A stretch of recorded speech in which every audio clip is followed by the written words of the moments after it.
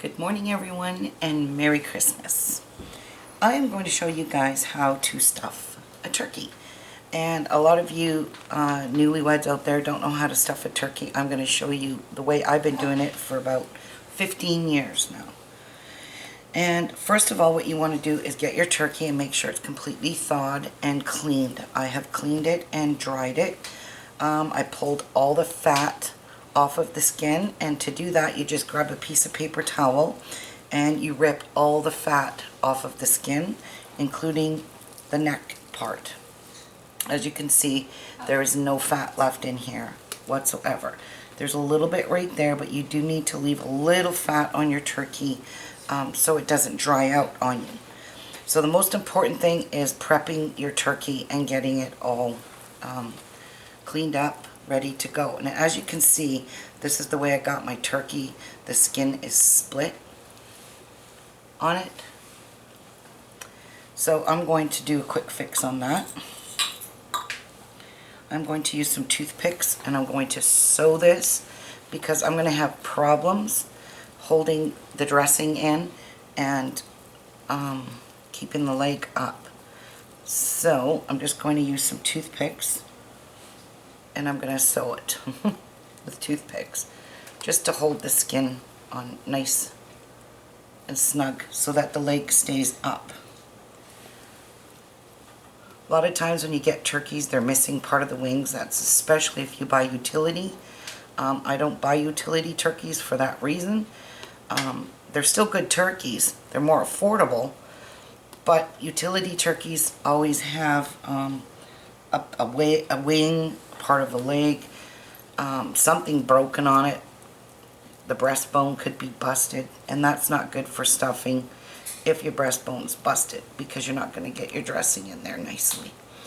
So I'm just doing a quick emergency stitches here on this turkey because the skin needs to stay over the meat part of the turkey in order for it to not dry out. So that's my way of doing a quick fix and patching up my turkey. This was a grade A turkey. It was not a utility turkey, but it's just the skin got cut when they were dissecting the guts out of it. Whatever you want to call it. Anyway, this is the way I've taught my daughter to do this. And she's every year usually trying to talk me into letting her stuff the turkey. So this is what I've done. Now I want to put salt and pepper and all that on it, but I'm not going to do any of that yet till I get it all nice and stuffed. You can see it's nice and sewed up. Now I'm going to show you. I've sat it on here just to keep some of the juices from falling. But what I like to do is always tuck the wings. Take the wings like this, fold them underneath so they never ever get burnt. Because that will be the first thing that cooks, is the tip of your wings. So if you tuck them under the turkey like that, it gives it some more stability. Alright, so that part is done. So my turkey is already cleaned. I have some throwaway pans. Oops. Got a little bit of water in there because I rinsed it off. And just to get the water out. I don't want water in here. I've got disposable tray, but I do have it sitting on a cookie sheet because I've got it doubled. Because once you put the stuffing in this, it gets super heavy. So, and the juice and everything you need. I also have a round, this is like a burner. I use this for cooking spaghetti sauce. I have on top of my stove so it doesn't burn. So what I like to do now is just take the turkey, sit him on top of the range like so, and Jeff, can you give me the spray stuff? I forgot about it. I'm going to coat this turkey with some cooking spray, olive oil, because then the spices will adhere to the turkey. And it will give it a nice golden crisp brown. Open that for me because I have yucky hands. Alright. So I am using, it's just extra virgin, wow it's dark, extra virgin olive oil spray. I like to coat it all over the turkey instead of butter. We are trying not to eat butter. Now what you want to do is coat where the wings are touching. So give it a nice good coating of olive oil. And you don't need to put anything inside of it, just on the top. Okay, because you're going to stuff it. I think I've got everything. You might want to wash that off. I'm just going to wash my hands now because I've touched this turkey.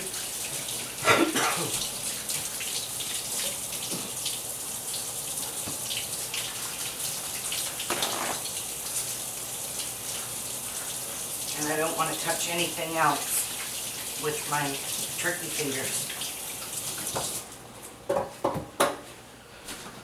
Okay, so now we've got that sitting in the pan, ready to get stuffed. We will spice this all up when it's stuffed. So that part, the preparation of the turkey, is good to go. Okay? Now let me just set this aside. Oh, I need a big bowl. Alright, here's my cutting board. I absolutely never, ever, ever, ever cut meat on my wooden cutting board. Instead of using that, if I was to cut meat, I buy these plastic cutting boards. I got them from Amazon, and I use these. I just remove my wooden one and I cut on these. I do not cut on my granite countertop because it absolutely dulls your knife. So do not ever do that. Don't ever cut with your knife straight onto your granite countertop. Now, I've got me, this is too big, I need a blue one, Jeff. Put that inside. Alright.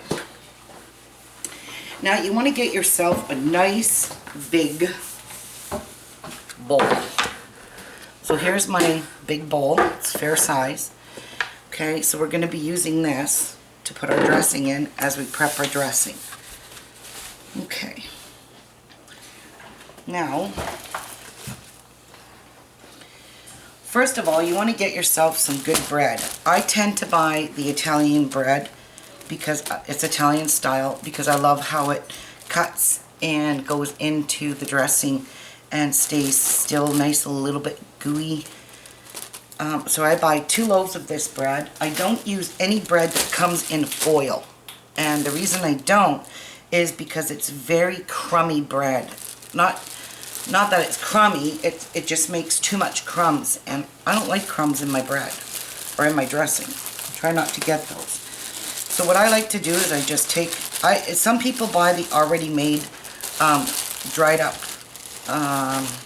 pieces for their dressing, but I just tend to do my own because I use fresh bread, and I just cut them into cubes like this. I'm not even fancy.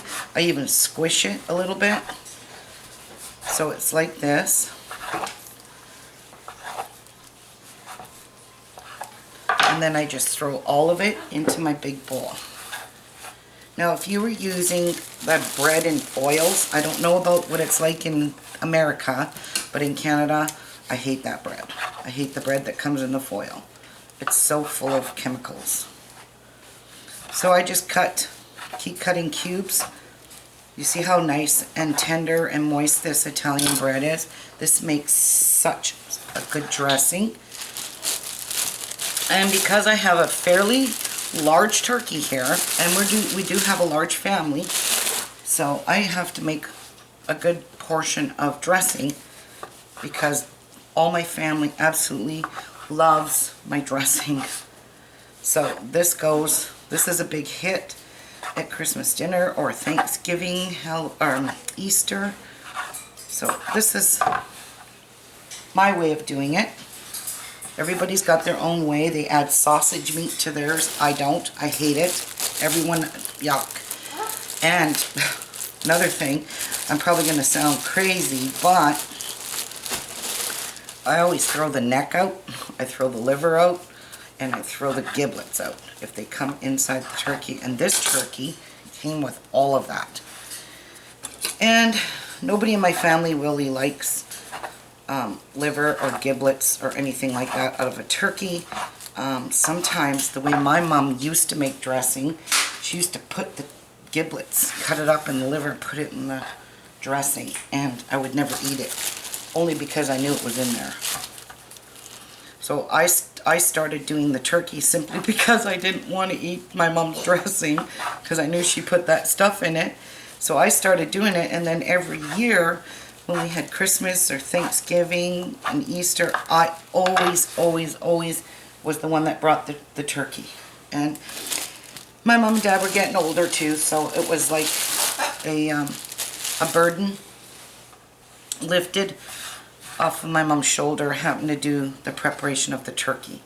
So I always did that, and it was a hit. But then again, you know, everybody's got their own way of doing their stuffing, and some people don't even know how to stuff a turkey. So I'm showing you a very basic, simple way, but this is a hit dressing. Ask my kids, especially my youngest daughter. She hated dressing. She was like, "That's just so gross, Mom." I'm thinking, why is it gross? There's nothing gross in it. There's no liver, no giblets, no guts of any kind in it. And she used to say, well, I just love the smell of it. And the reason she loved the smell of it is because it was sage and all that kind of stuff in it. And she just...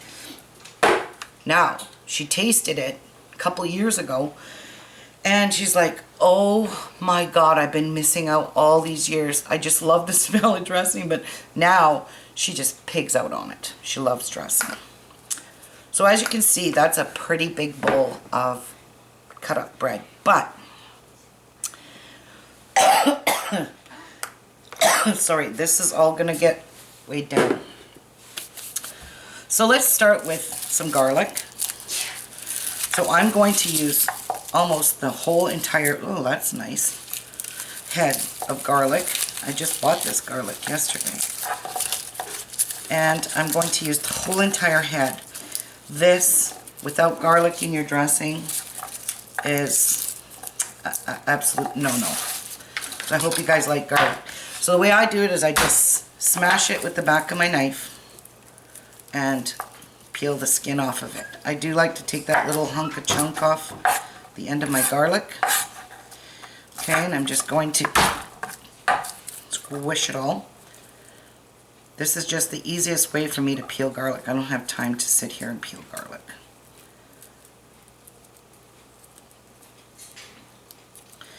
And your fingers do smell like garlic after, believe me. But it's a good smell, right? So let me just cut that end off before I start. Which makes it easier. It's just the very tough part of it. And sometimes the skin comes right off on the knife.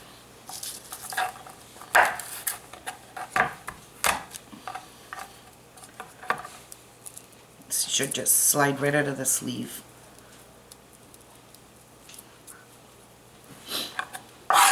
Okay. I'm going to finish doing this. I'm probably going to speed the camera up here, so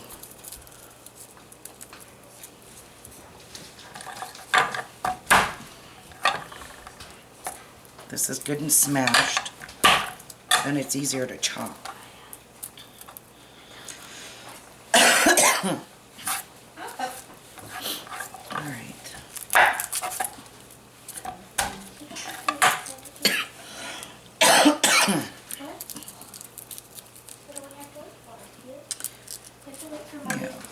So, this is a lot of garlic, but when you smell this cooking with the sage, oh my gosh, it is deliciousness. Alright. And it is like the kids are just waking up now.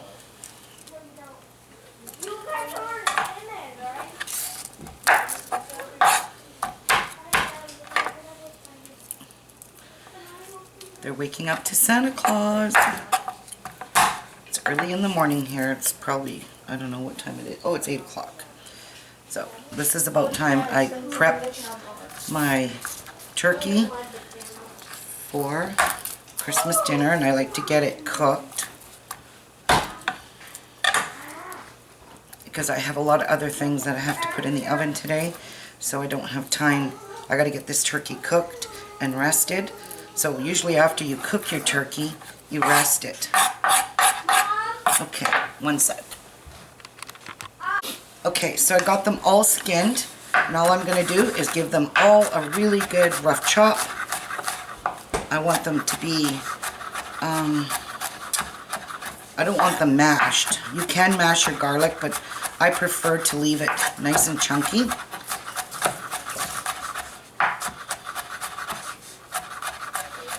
Watch your fingers. I have almost cut off my fingers a few times.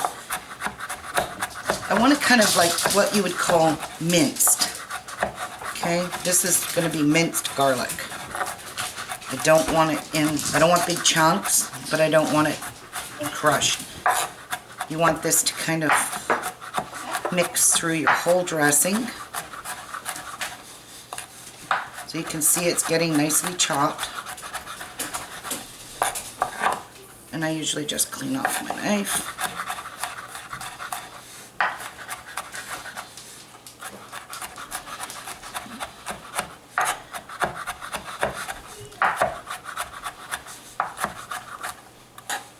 And this is actually a really inexpensive dressing. 2 loaves of bread, I think, depending on how much your vegetables are in your grocery store. That could be, you know, lots of... That is my daughter texting me. Oh my gosh. Alright. So I think we've got this good and nicely chopped. See? Nice little pieces. Oh, there's a big one. So I'll just keep chopping that with the knife. Alright. Let's get this in our bowl. And I just throw it right on top of the bread crumb.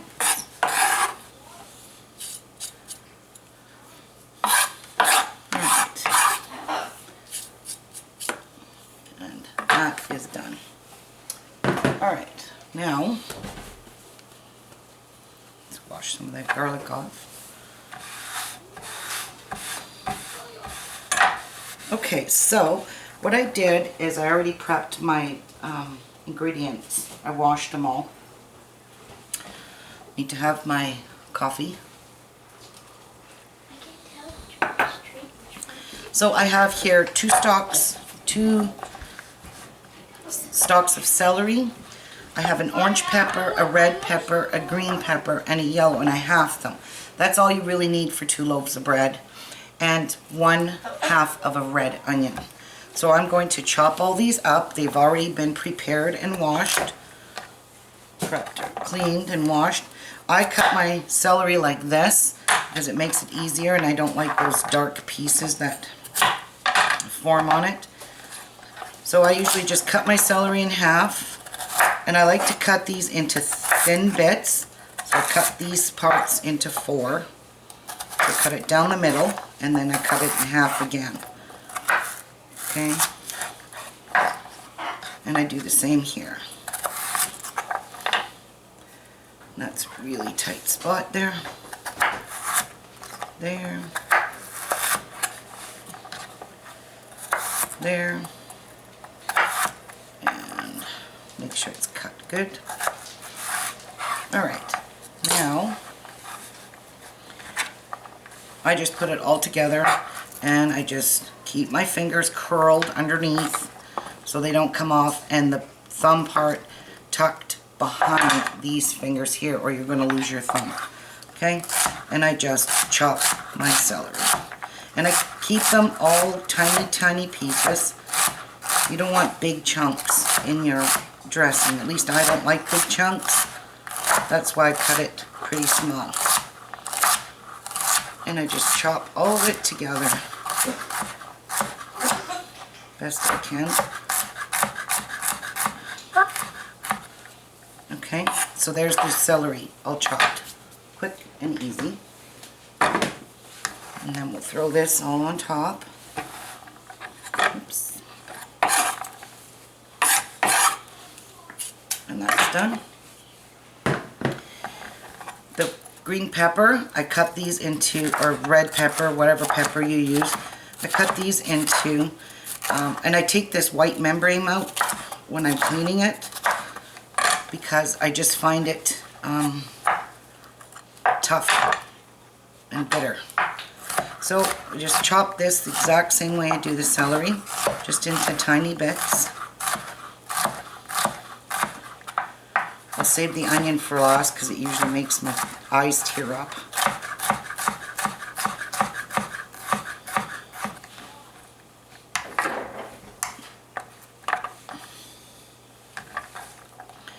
So we just want to make sure they're all cut into tiny pieces, and then I'll just give it a good rough chop.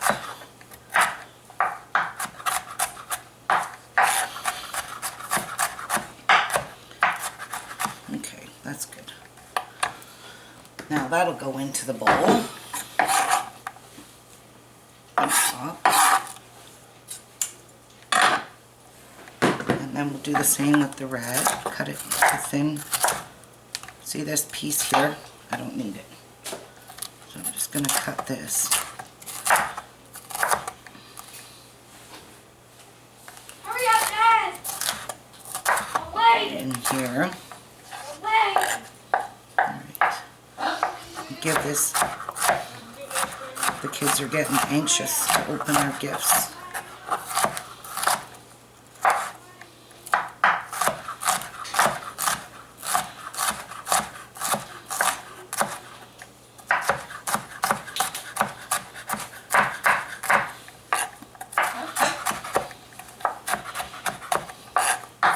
And again, rough chop, just in case there's a little few pieces that I did not get, like this one. The knife didn't go right through, so you want to keep them all fairly tiny pieces. So there's the red one done. Such pretty colors too. And my husband hates bell peppers, but he eats them in the dressing. And again, I'm going to cut this curved piece off because it makes it difficult for chopping, and it pays to have sharp knives, guys.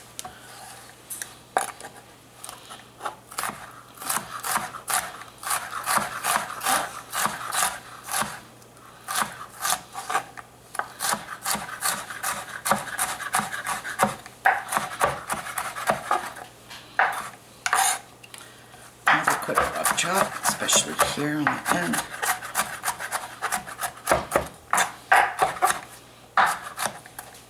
Done. So there, yellow done.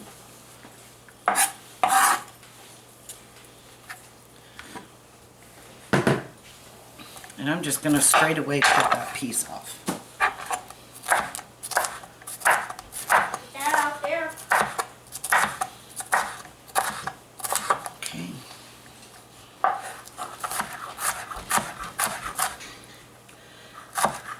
You saying hi, Seth? I moved. The cutting board is running away on me. From my dad. So you can see this piece didn't cut right through, so we'll just rough chop all of What? this. What? No? He's still out there. There we go. It's good enough. This is going to add so much flavor to your dressing. All these peppers, garlic, onions, and celery. Alright, and then we're going to chop the onion last. I'm just going to peel the skin off.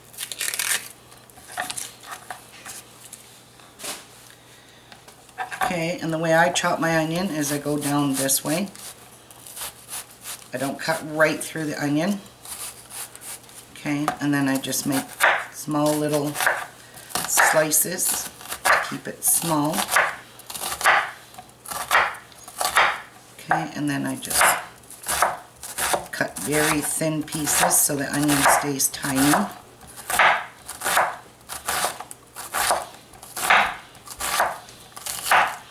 Okay, and when it gets to this end here, this is where we give it a little rough chop. All these pieces, so they get teeny tiny, like the rest of the onion.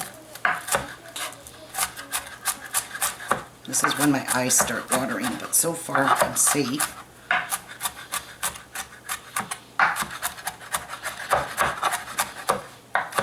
Okay.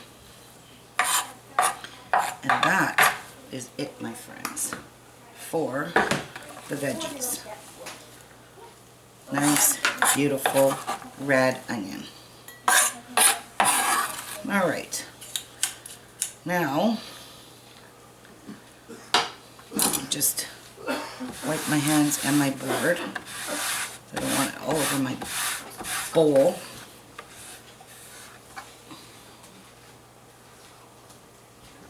Okay. And that's what we have so far. Okay. Now, to this, you're going to add, because it's so much, you're going to add 2 eggs to your dressing. So I'm just going to smack open 2 eggs.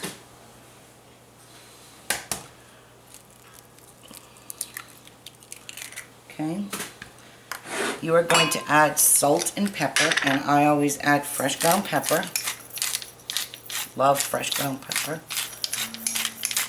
And lots of it. Remember, it's a big, huge batch.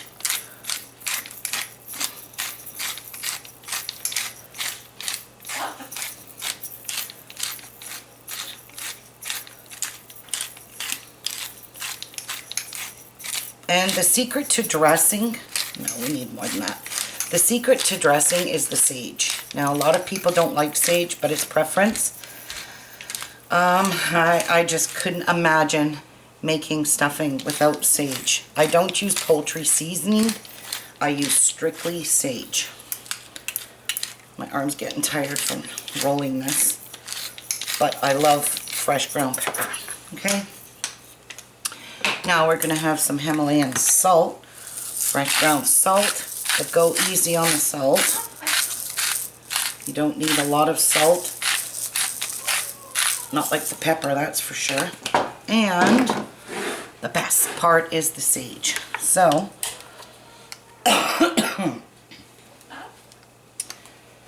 rip this tab off. Doesn't want to come off. There we go. Now, yeah.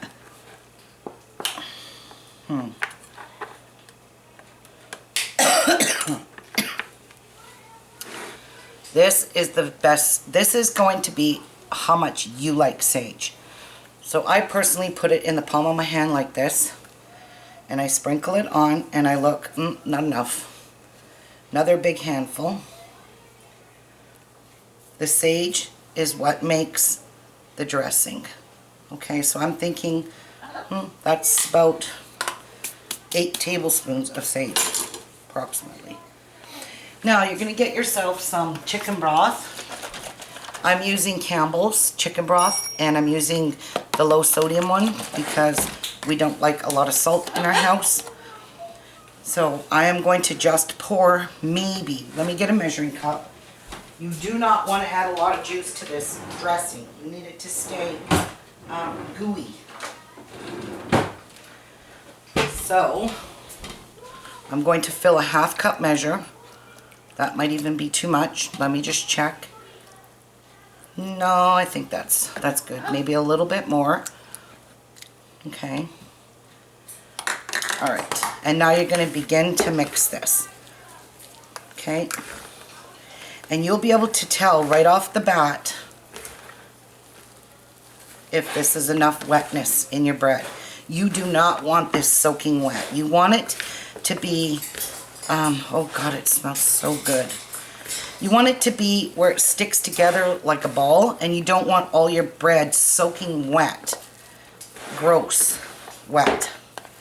You want to go easy on it. And the egg is what's going to keep this stuff together. So mix it very, very well before you even say to yourself, yep, I need more juice. I like to be able to see the chunks of bread in this. So if you don't see chunks of bread, then you've added way too much liquid. If you're making a small turkey and you only have one loaf of bread, then only use one egg. So I'm finding that this, when I clump it together, it stays in a ball. Alright? You don't want it to be much more gooier than that, because when you start basting your turkey, the juices are going to come out of your turkey and go right into your dressing. So you want to keep it nice and moist. Not nice and moist, just moist enough that all that bread turns into a nice huge ball, so that when you stuff it in your turkey, it stays in a ball like that. Okay, so let's get our turkey now. We're going to stuff it.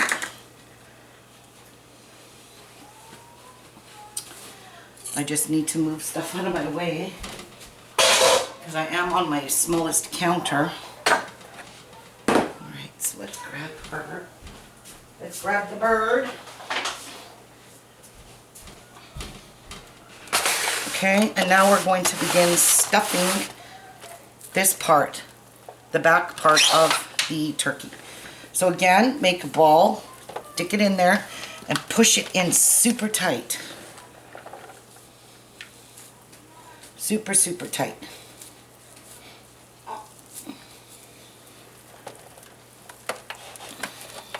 Keep it nice and tight.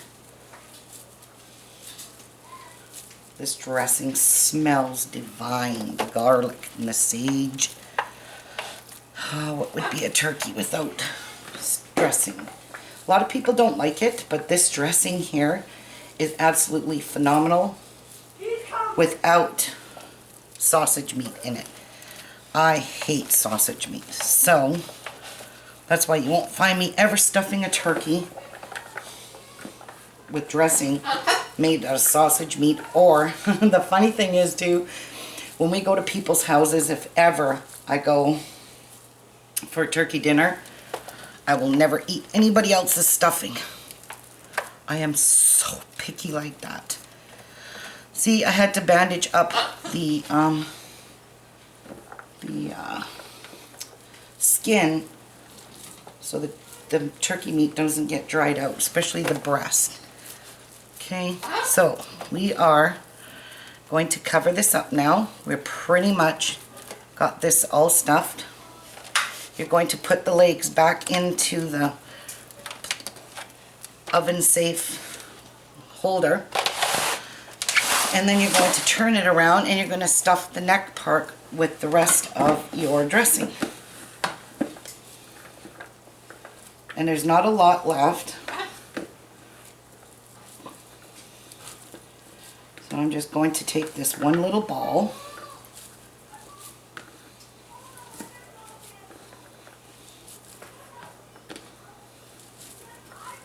Okay. Now, let me get this bowl out of the way so I can do the back end part.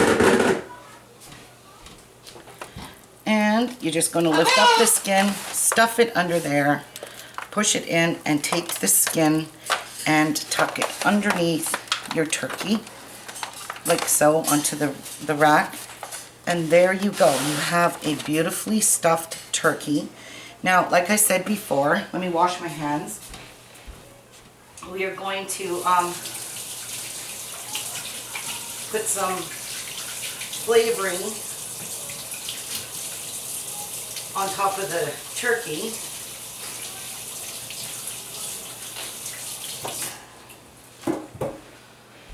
Okay. Now I just like to dress it with a little bit of sage, of course, and I use the sprinkle part, and I just dab sage all over it.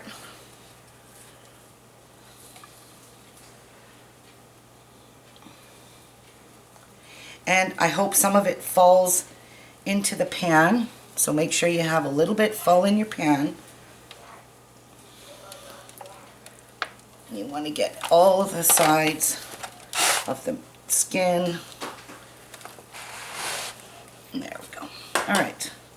Now you want to do pepper. And remember, I coated this with olive oil. Or you can just rub olive oil on it. Make sure some of this spice falls into your pan, because this is going to make really, really good gravy. Okay, and a little bit of salt on top.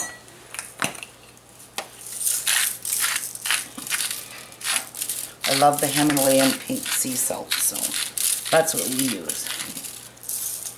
Alright, now my turkey has been damp dried, and I'm just moving it over. We're going to add chicken broth to the bottom of our turkey, and I'm going to add the remainder of this one that I've opened.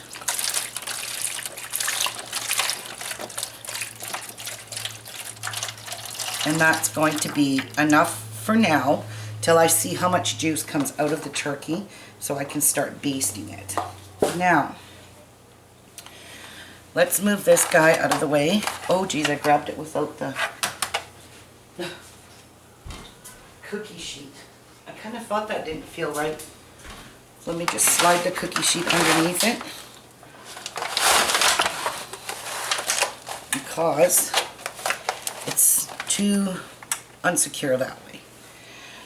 Now, let's move this so we can make a foil top for it, because I'm using a disposable pan, because I am not washing dishes. I have too many people coming here for Christmas dinner. So I like to take a super, super long piece of foil, fold it with the shiny sides in half, like this. And you need to do that twice. That might not even be long enough. I needed to make it very, very long. And I'm folding this one in half.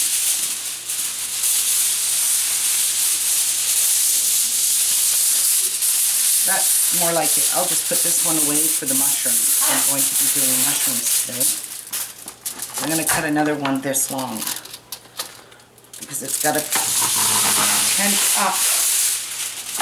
Now, when you're cooking a turkey, you always start your oven at 425 for 1 hour. That's my way of doing it. You do it for 1 hour, and then you turn it down to 350 and let it cook. Now, I use a thermometer because you want the internal temperature. You want this to be in the thickest part of the turkey, which is normally the thigh part of the leg. You want it to be in there.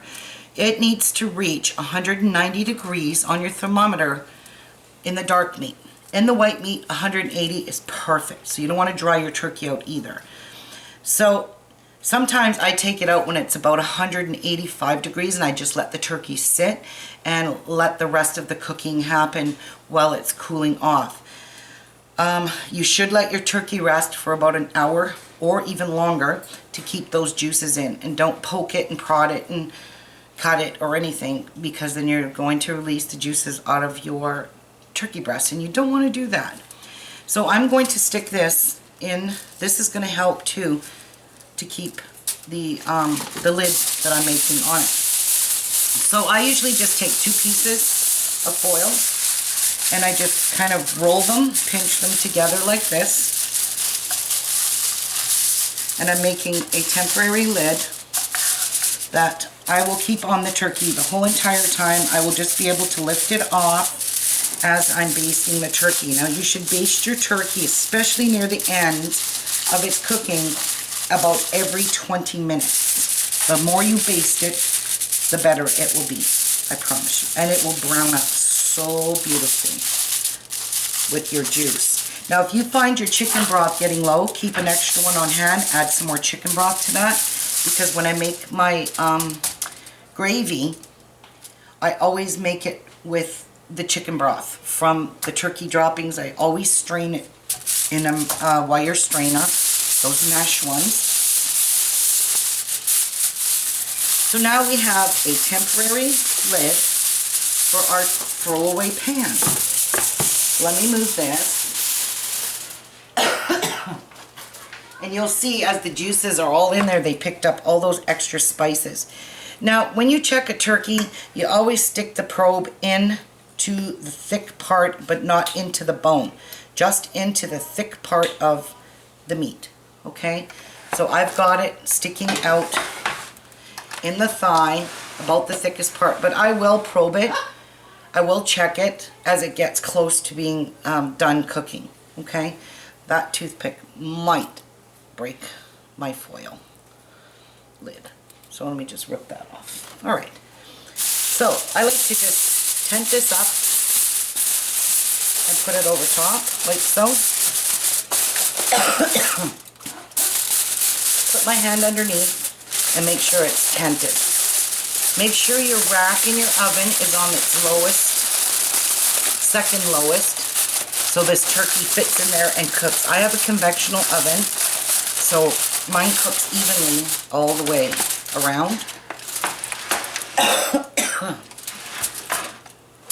Alright, so I'm leaving this, I'm not pulling this tight over top of the turkey, but I am going to do a good seal all the way around, because in the first hour I am not going to touch this turkey. I'm not going to baste it, I'm not going to open the foil, and I'm just going to let it cook, okay? If I get time today, I will come back and show you guys what the turkey looked like, or I'll take pictures of it, however I can do it.